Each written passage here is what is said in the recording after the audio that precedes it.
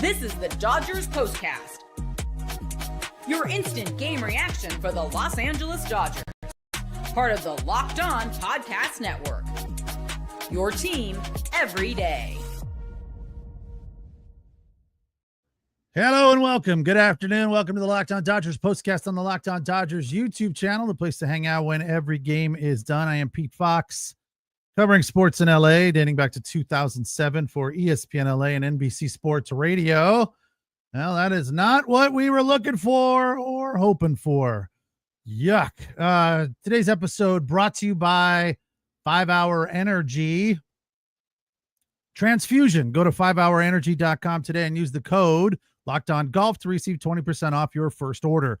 Only valid through September 30th. Order transfusion flavored 5 Hour Energy shots today. Well, the Dodgers were happy to see Blake Snell back on the mound, but Blake Snell was not happy to see the Dodgers' performance at the plate. Man alive, was that abysmal, and didn't get a runner past second base until the 6th inning.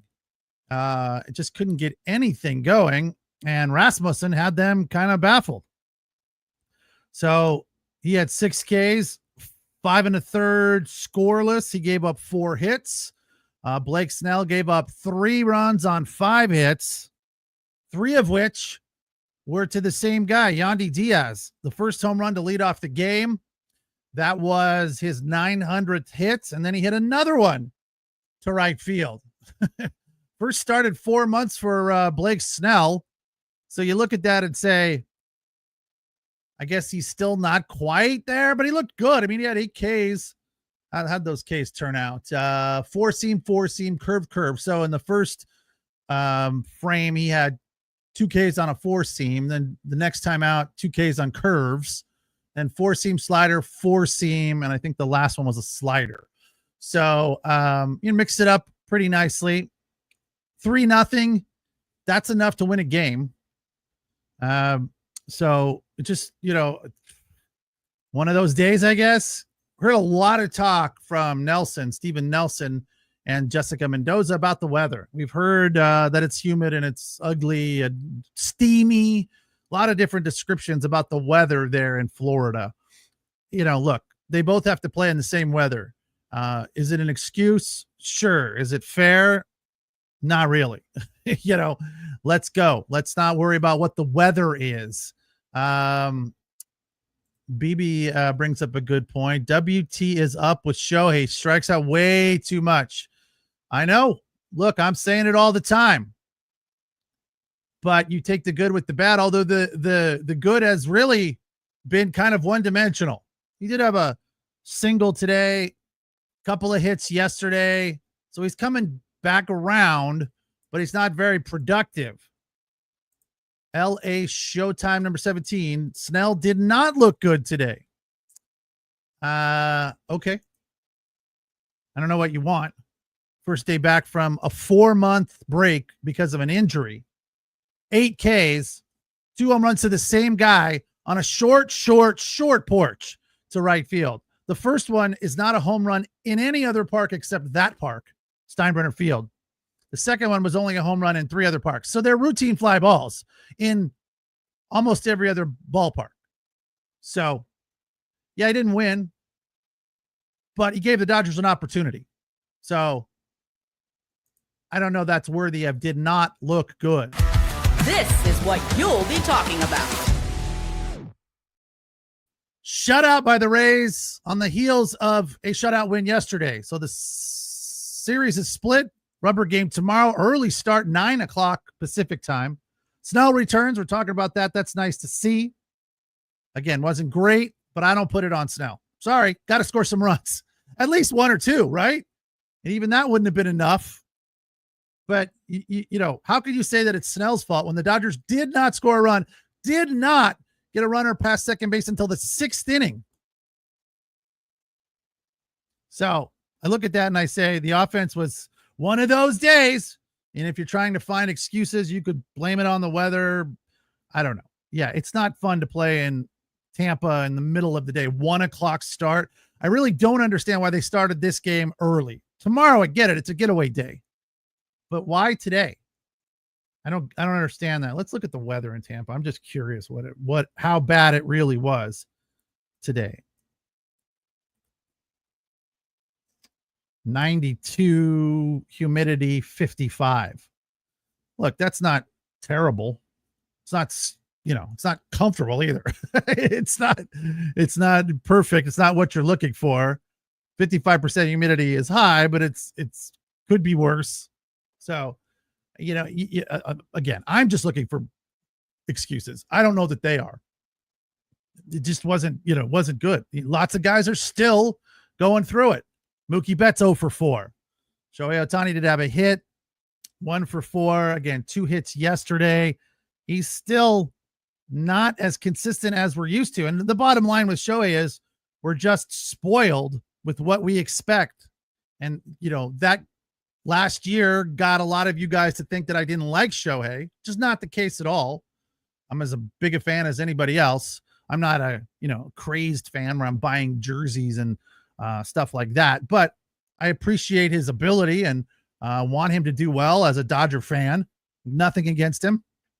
Seems like a great guy, but 6 of 25 over the last 7 days, 3 runs scored, 1 double, 1 home run, 3 RBI. So he's definitely not hot. And again, that's because we look at what Shohei is used to and what we expect from Shohei. So the standard is a lot higher for him than it is for most players. There's a fair amount of guys on this team right now that are going through it. Andy Pages is in a bad way right now.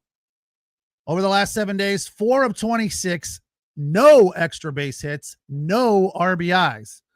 0 for 4 today, 0 for 4 yesterday. So he's in a pretty ugly slump in Tampa, to be specific. He did have 3 hits over the Cincinnati series, but nothing that we've seen from him lately. Freeland with a hit today. Rushing was over. Miggy Rojas. Gotta love Miggy. He continues to be hot from the 9 hole. This is the Locked On Player of the Game. Honorable mention to Miggy. Player of the game is Freddie Freeman. Another double hit, 2-hit day for him. Did strike out a couple of times, but again, as we look at the Dodgers on this road series, this road trip rather, and this series specifically, the Dodgers are striking out like crazy. The start of the game, I was listening on the radio. Rick Monday mentioned that this was early first, second inning. Dodgers had struck out 81 times on this road trip, which is a lot. So they are not up there being patient, playing small ball, trying to get on base, trying to make contact. They're up there swinging. I'm trying to hit this out or hit it hard somewhere. Today, 11 Ks. Just too many. That being said, the Rays struck out 13 times. So it could be worse, but at least the Rays had one guy that was hot today. So you have to look at this and say, what would have happened if they were able to get Yandy Diaz out? Well, the Rays probably would have won 1-0 because the Dodgers offense just wasn't feeling it today. There was no eye of the tiger. There was no fighting the dog. Dreyer came in, gave up 1 earned on 3 hits. Alexis Diaz looked really good. That was nice to see. And so did Bonda in their 2 innings. Diaz, 14 pitches. Bonda, 11 pitches. Couple of Ks each, and the rest zeros. So you just got to get some more offense. And, we talk about it a lot. I feel like through this stretch when the Dodgers are really trying to get on a roll, some small ball, some just, breaking up the routine, just trying something different out there, trying to get on base. Now, look, they're not vocal about the fact that they don't want to play small ball, but you could just look and see that they don't. They're not trying to get on base other than Miggy Rojas, which I love that. That was a sweet drag bunt, and it got the inning started for them. Here's how that went. Drag bunt single. That was prior to them getting anybody to second base. So Miggy did get to second base after Mookie flied to the warning track, and you could see he just missed that one because he looked down at his bat as the ball left and he was sauntering down to first base because he knew he just missed it. But they took out the starter Rasmussen, and Shohei Ohtani came up, and you could tell he had a different sense of energy because Rasmussen had him kind of stymied, kind of baffled. Clevenger, first pitch, fastball in, Shohei ripped it to right. Then Freddie comes up, first pitch, rips it to right. Now we got something going, bases loaded, 1 out. Here comes Teo. GIDP. Wah, wah, grounded into a double play. 2 inning-ending GIDPs for the Dodgers today. And so it just, it wasn't to be. There was no fire under their backside. San Diego is catching them fast. Yes, they are. San Diego is coming. They have been for a while. It's the Locked On Dodgers Postcast, the Locked On Dodgers YouTube channel. A 4-0 shutout at the hands of the Rays today in Tampa. Snell came back. I thought was okay. You guys disagree. That's fine. I thought he did enough to get the Dodgers a win, but when the offense is not producing, there's not much you can do. Really, this was I feel like I'm saying this a lot lately, but this was a turn the page day, right? Until tomorrow, it's the Locked On Dodgers Postcast. Don't forget to check out the Locked On Dodgers YouTube channel to find Travis Rogers with the Locked On Daily Dodgers podcast Monday through Friday.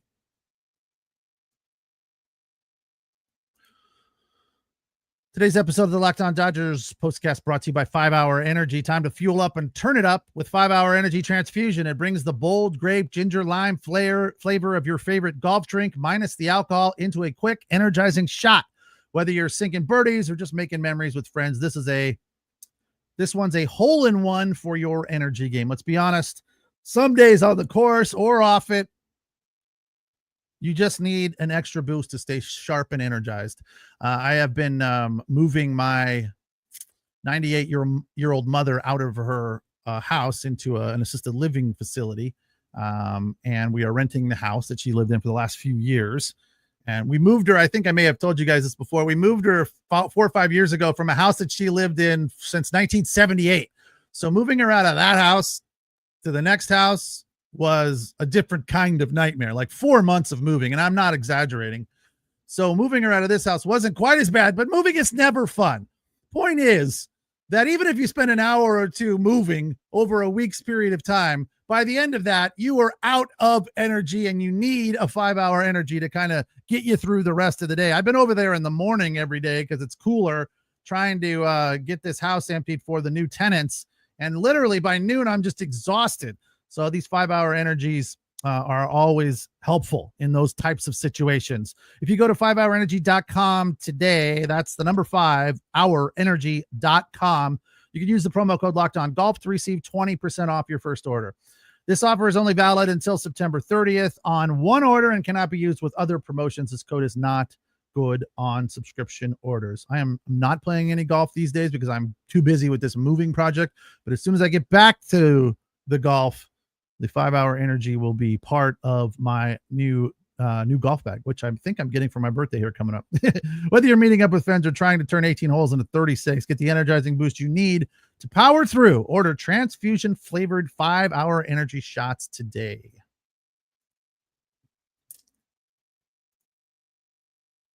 Locked On Dodgers Postcast. After getting blanked by the Rays 4-0, Dodgers couldn't figure out how to hit anything to that short porch in right field. LA Showtime 17. Mookie needs to find it. Time is running out. Wow. That's harsh right there. LA Showtime is upset after this loss. Why do we always leave runners in scoring position? Because the clutch gene was off today. It just wasn't happening. And look, it could be because of the weather, but the Rays had to play in it too. But they're a little bit more used to it. Con Lee has a lengthy statement. Shohei has strikeout more, been late to the high fastball. End of day, manager needs to talk to the boys and start running them tracks doing extra training until they get back to hitting. Conley says, do what they do in high school or college. Start running gassers, poles, as we used to call it. You run from foul pole to foul pole. They need some encouragement in the form of calisthenics, sprints. Yeah. Unfortunately, Conley, that does not work with professionals. Sometimes it does. Football on occasion will employ that tactic, but I don't think that's a baseball thing. That's never going to work. Yes, and you're right. Shohei has got a big issue with the high fastballs. He's late on the high fastballs. And if he just would be a little bit more selective, shorten up that swing a little bit, try to put the ball in play, and wait for pitches that are conducive to him hitting, hard balls out of the park, and not just every pitch that comes at his face, I think it would help him tremendously. Look, the other thing that we can't overlook with Shohei is last year, when we were getting to know him better than we did when he was an Angel, he wasn't pitching. So that is a big part of what is happening with Shohei right now. He's pitching, and that takes a lot out of you. So that is the variable that has changed his productivity this year. And I think we have to get a little bit used to, it's not going to be what we saw last year because he's pitching. So we have to appreciate that aspect of his game as well. So, but I would love it if he'd strike out a little bit less, just across the board, and be a little bit more selective. Lay off some of those high fastballs. He also has a problem with that slider down and away. Anything down and away to him is dead zone. Just no chance. So there are times when the count is in your favor. You have to work that. It's not just go up there, look at 3 or 4 pitches and try your best in that. There is a science to hitting, and I know Shohei's capable of it. He just doesn't seem to want to be selective and try to find good pitches. He just anything close, especially if it's up and in, I'm swinging, I'm hacking. And that's a problem. As far as what's going on with Mookie, it's hard to say right now. It really is. It kind of, I don't see that back shoulder dropping. I feel like he's on balance and in rhythm. The timing is there. It doesn't seem like he's off. It just seems like he can't find an extended rhythm streak. Fortunately, Freddie is starting to find that. So let's look at something positive and say, Frederick is coming around. Conforto 0 for 3 today, but he's been pretty good over the last month. Andy Pajes is in a funk, and I don't see anything specifically going on with his swing either, other than he's just cooled. He has to find a hot streak again. And as to how that happens, it's anybody's guess. Freeland 1 for 3 today, rushing 0 for. He's batting 193. His OPS just over 500. But again, I don't think that they're putting a lot of weight into what he's doing offensively, as long as his duties behind the plate are sufficient, and they have been so far. Miggy Rojas, the OPS just over 700. The batting average is 252. He's done a nice job playing more with Max Muncy out, so we're not going to complain about that. Top of the lineup is where our issue is right now. Will Smith has been good, so when he's out of the lineup, the offense comes off a little bit. I think it's all understandable. It's unfortunate. It's not what we're looking for, but the bottom line is here's where we are. Let's look at the standings real quick. Somebody mentioned the Padres are coming fast, and they are. Last time I saw, they were 3 games back. After the loss today, prior to the Padres start today, they're 2.5 back. Giants are in a funk. They have the worst record since the All-Star break in all of baseball. So we just got to worry about the Padres right now, who are playing hard. Our featured commenter today, LA Showtime. Pete, what are your thoughts on the trade deadline? Do you think they should have went after a starter? Absolutely not. I mentioned it yesterday. I think what they did was appropriate, right? It was sad to see some of those guys go, Dustin May and James Outman. But I think it's going to benefit both of them, and it will also benefit the Dodgers. To get Brock Stewart in the bullpen is exactly what they needed. It was another bullpen arm. The starters are getting healthy. Snell is back. Sasaki will be back before we know it. And that's going to be a good thing for them. They did not need another starter and probably would have cost them more than it did. And to get Alex Call from the Nationals to kind of fill the defensive void left by James Outman leaving was a nice move. I think it's going to benefit Outman's career to go to Minnesota, get more reps, have a fresh, clean start, and just kind of find his way. It is sad to see him go. As I've mentioned before, he is my buddy's nephew, but they're all the Outman family, they're all very positive about it. They think this is a good move for him. And Alex Call, I think, is going to be good for the Dodgers. He's got a better bat than James Outman. So if you look at it that way, it didn't cost them a whole lot. And the fact is that I think the two additions, those two specifically, are going to be a pleasant surprise, a nice addition to the Dodgers. All right. We'll need to get some offense going tomorrow to take this series before they head home to face the Cardinals starting on Monday. Again, first pitch early tomorrow, as it's a getaway day there in Tampa. 9 and some change, 9 o'clock, 9:05, 9:10, something like that. 9:10 tomorrow at Steinbrenner Field. Yoshinobu Yamamoto will take on Joe Boyle. Yamamoto's 9-7 with a 2.6 and a 1.05 ERA, 1.05 whip rather, 133 Ks. Boyle is 1-1, 2.8 ERA, a whip under 1, but only 24 Ks. So we should have a pitching advantage tomorrow. Let's hope the offense shows up. That's going to do it for me here on the Locked On Dodgers Postcast on the Locked On Dodgers YouTube channel. Thanks for watching. Thanks for listening. Again, 9 o'clock tomorrow. We'll be here right afterwards to break it down. And as always, thank you for your comments. Appreciate your participation and support. Take care. Enjoy the rest of your Saturday. We'll talk tomorrow.